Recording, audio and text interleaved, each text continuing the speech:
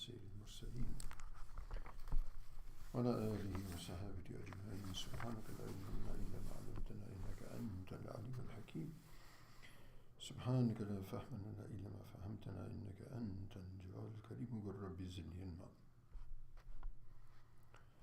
أعوذ بالله من الشيطان الرجيم واعبدوا الله ولا تشركوا به شيئا وبالوالدين إحسانا وبذي القربى واليتامى والمساكين والجار ذي القربى والجار الجنب والصاحب بالجنب وابن السبيل وما ملكت أيمانكم إن الله لا يحب من كان مختالا فخورا صدق الله مولانا العظيم.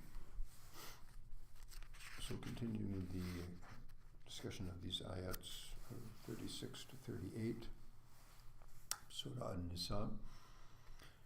So just a recap from yesterday, that Allah subhanahu wa ta'ala orders us to worship Allah subhanahu wa ta'ala. We mentioned that wa'budu means more than worship, it means actually practice the servitude and consider and perceive that we are the servants of Allah subhanahu wa ta'ala and serve Him accordingly in every waking moment. Allah give us all tawfiq. And do not ascribe any partners with Him. And, of course, we talked extensively about kindness to the parents, which is also the theme of the hadith that we have been reading in the past several days. And towards the parents, kindness, and also for dhil qurba, the relationships. We talked about that also somewhat extensively. And the yatama, and the orphans, and we also mentioned about the orphans as well. And the poor and the destitute, whether it's they have nothing or they just don't have sufficiency to fulfill all of their needs, which are different from different places, different times, and different persons. وَمَا مَلَكَتْ أَيْمَانُكُمْ إِنَّ اللَّهَ لَا يُحِبُّ مَنْ كَانَ مُخْتَالًا فَخُورًا. And that which your right hands possess. And verily Allah subhanahu wa ta'ala does not love the pride, the proud, the boasting, and the arrogant, and the people of pride and arrogance. So a little bit more elucidation on some of these categories. We talked about the orphans and the needy, the rights of the neighbors, and perhaps mentioned the neighbors, the close neighbors, and the farther neighbors. So closeness, close proximity could be actually in distance. It could also be proximity in terms of relationship. And those proximities could be sort of summarized in three. One is the proximity of actual distance, so therefore the close neighbors would be the neighbor who is closest in terms of their residence and their door, in fact. And then closeness in terms of relationship. Someone might be a closer relationship or a farther relationship, and a relationship of deen. Our neighbor who is a Muslim, a neighbor who is not a Muslim. So certain neighbors may have close proximities, certain neighbors may have two qualities. Close proximity in terms of their house and the fact that they're a neighbor or they're a relative. And then they might be, in our cases, most of us inshallah, that closeness of house, closeness of relationship, and closeness of deen.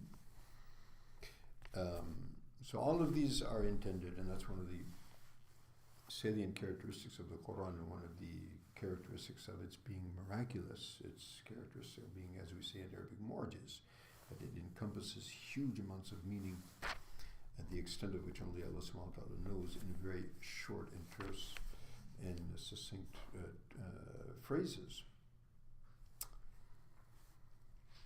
Also, the Jari dhil qurba and the Sahib bil-Jamb. Sahib bil-Jamb basically means in Arabic the person who is your companion to your side. So what does that mean? So that could be someone who is temporarily or in certain conditions happens to be a colleague, happens to be a companion. That happens a lot in journeys. Previously, people used to travel with on camels and horses, etc. Now we travel in planes and buses. So the people who are next to us, these are our companions. And so Islam orders us to be kind to them as well. And of course, People do a lot of traveling these days, so when we're sitting down next to our travelers, we shouldn't give them any kind of problem. Don't give them any kind of difficulties. Moreover, it's opportunities to display Islam. Generally, they're not Muslims in our case. So, if possible, we can show them at least the character of Islam. If it's possible, go take the step further and introduce them in Islam in the best of ways and explain to them. And also, that would include the people who are our companions at the workplace, and most of us are working, in different places where we have companions. Most of them, in our case, would be non-Muslims, and so treating them with kindness and consideration. And of course, they not being Muslims, we have the added responsibility that we have to be the representatives of Islam to them in our character and as we hold ourselves.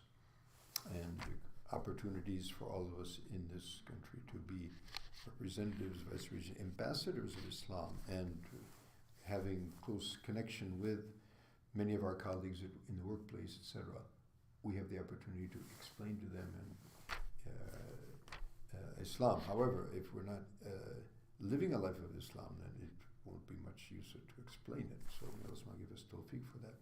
The last thing is وَمَا مَلَكَتْ أَيْمَانُكُمْ, those which your right hands possessed, even though now this institution of slavery is pretty much abolished, totally abolished, pretty much, at least officially, even though we find in many cultures people enslaven, as it were, here in this country as well. I mean, people are bound by contracts and things that are, for all practical purposes, enslavement. In any case, those who your right hand possess. So it also would indicate people that we have authority over. So your subordinates, people who are working for you, people who are domestic servants in the house or whatever. So also kindness to them is very critical. So may Allah subhanahu wa ta'ala give us all tawfiq. And of course Allah subhanahu wa ta'ala ends the ayat that Allah subhanahu wa ta'ala does not love the arrogant and the boastful who do not fulfill these rights. And he goes on to mention further characteristics about them, which we'll look at tomorrow, inshallah. Subhanakallah bihamdika nashhadu an la ilaha illa anta nastaghfiruka wa natubu ilayk. Assalamu alaikum.